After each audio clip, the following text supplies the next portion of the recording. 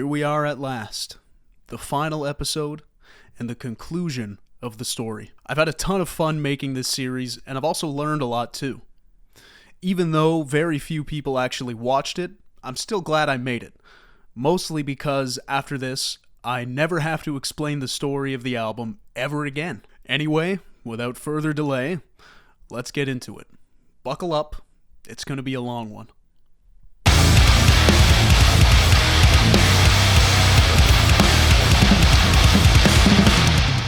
In this song, we finally learn a little bit more about the elusive inhabitants of this city. Upon seeing the protagonist, they address him as the Pilgrim and exuberantly welcome him in a rather chaotic and unceremonious way. They swarm around him, everyone screaming his name and tugging at his limbs, maybe a little bit too aggressively. While there is no hostility detected, the protagonist is admittedly afraid, overwhelmed by the zealous nature of these withered people. They work together and lift him off the ground, carrying him into the towering cathedral. His heart nearly stops as they place him on a ceremonial altar, strapping him in place, and he realizes the true nature of what's going on. These people, they don't care about him at all. They don't care about the hell that he has to live through. They don't care about the pain that they're causing as they tighten his restraints. They want only to ensure that his task is completed so that they remain safe. They care about the Pilgrim, not the man that the Pilgrim is. Once he's fully restrained, the people take their seats, and only a few remain at his altar, lighting fires around him to illuminate the display. In the Hall of Druids, Meticulous, merciless ruins, crumbling into nothing, confined, set me ablaze. Carnival of corpses, lethargically light the torches. Inconsiderate slavers, realize this is my fate. One of the people takes a large blade, and the protagonist watches helplessly as they sink the blade into his belly and slice across, opening him up.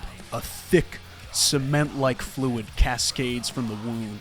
Countless years spent in the hinterlands have altered his body in unimaginable ways. Butchery, cutting through the arteries. Carve me up, sifting through the muck. Mud and tundra replace viscera. I am no longer man. Blood and bone have ceased to exist. I've become something so insidious. Sickening metamorphosis. Chosen one. Decidedly hideous. He watches as the people gather handfuls of the fluid, rushing it over to a statue of the Pilgrim, repairing the cracks in its visage and polishing the stone. He looks around the room and realizes that the entire structure appears to be made of the same substance, and he wonders just how many times this has happened before. How long has this been going on? How many visits has he made to the city? How many of these hellish loops has he lived through for the sake of these seemingly ungrateful people? He struggles against his restraints, no longer wanting anything to do with these twisted people. He doesn't care anymore what happens to them, but they have him tied down tight. We switch now to the perspective of the people, and we get to learn a little bit about how they feel in this moment. Stay forever, our debtor. Be our woolen shroud. Won't you stay with us, forever our debtor, in these ruins? We can clearly see that they're happy to have the Pilgrim with them once again, but we can also discern that these people feel like they are owed by the Pilgrim. They only remember the promise that he made to them long ago, and the consequences of that promise for the protagonist have been completely lost to them. When they finish their work on the statue, they continue their ceremony, lifting the altar and turning it around, revealing a colossal hole in the ground. They untie the protagonist, dragging his body toward the edge of the chasm. He looks down and sees that it appears to go on forever, and he knows what's about to happen. A bottomless hole, beyond eternal, swallowed whole. Witness your funeral. Pilgrimage to infinity. Descending organic deity. Cast you down to begin again. Don your crown. king of the withered men. Overwhelmed, we are numerous.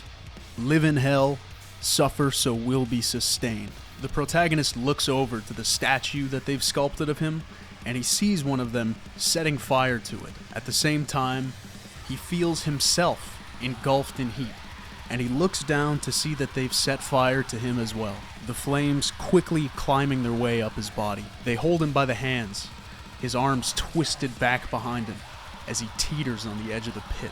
Burn, soon to return. Revel in anguish, never be vanquished. Oh, you burn, soon to return.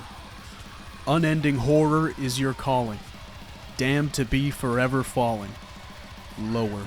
Then, they release him. They watch his flaming body fall away into the pit, his form appearing smaller and smaller as he descends deeper and deeper down. Like when you were a kid, releasing a balloon into the sky and watching it float away until it was too small to see. And they come together in a final chant as they watch him fall, the sound of his screams growing quieter with each passing moment. Stay forever our debtor, be our woolen shroud. Won't you stay with us, forever our debtor? Lowered into hell, caustic swell. Until again you dwell, we bid thee farewell. Won't you stay with us, forever our debtor, in these ruins? Switching back now to the perspective of the protagonist, the song goes quiet. It's been long since he began his descent. The flames have extinguished, the fear and the pain have subsided, and he just continues to fall, steadily picking up speed until it almost feels like he's not moving at all, but rather floating. For once, it's peaceful. It's silent. No demons taunting him, no zealots chanting his name. It allows for a period of reflection, which takes the form of kind of a spoken word poem. I never actually wrote this part down. It was fully improvised, and I recorded it a long time ago. I don't fully know exactly what it is, but the main point is that the protagonist has accepted his fate. Any ounce of emotion has been beaten out of him, and he remains in this moment empty, thoughtless, in an almost lobotomized state. There is only him and his descent. And then the track fades into the familiar sound of whispers and waves. And if you can't figure out what happens next, go back and watch episode 1.